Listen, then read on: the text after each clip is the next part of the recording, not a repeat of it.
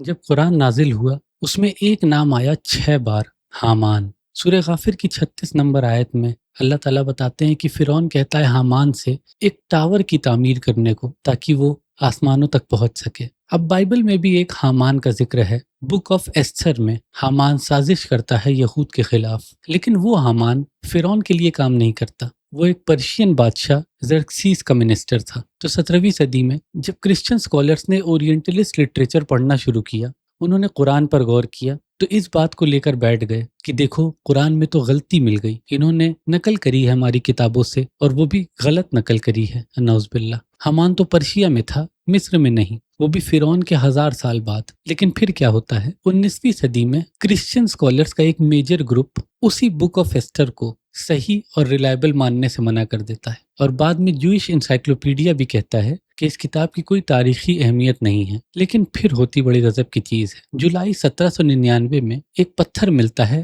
Rosetta stone, اور یہ انسانوں کو پہلی بار سمجھ دیتا ہے کہ کیسے ایجپٹ کے ہائیروگلفس کو ڈیکوڈ کیا جائے، کیونکہ قرآن کے نازل ہونے کے 2000 سال پہلے سے ہی مصری کی جو لینگویج تھی وہ ختم ہو چکی تھی، کوئی نہیں جانتا تھا کہ اسے کیسے سمجھا جائے۔ ایجپشن میوزیم آف میونک میں ایک بلاک اسٹیچو رکھا ہے اور اس پہ ایک ہائی پریسٹ کی بایوگرافی لکھی ہے جس کا نام ہے باکن خونسو۔ اس میں وہ خود اپنے بارے میں بتاتا ہے، میں بہت بھروسے مند ہوں اپنے رب کے لیے اور بہت کام کا چیف آرکیٹیکٹ ہوں آمون کی جائیداد کا۔ میں نے اوبلسک بنائے ہیں گرینائٹ پتھروں سے جو آسمان تک جاتے ہیں۔ کارناک میں ٹیمپل آف آمون کی تعمیر اس نے کی اور 27 سال تک ٹیمپل کا ہائی پریسٹ بھی تھا، اور اس ہائی پریسٹ کا جو ٹائٹل لکھا تھا اس بلاک سٹیچو پہ وہ تھا ہام ناتا تاپی آمانا۔ ہام یعنی سرونٹ، آمانا یعنی آمون، ہام آمانا یعنی حامان۔ ویلی آف کنگز ایک جگہ ہے مصر میں جہاں پر اٹالین ایکسپلورر جیوانی بیلزونی نے 1817 میں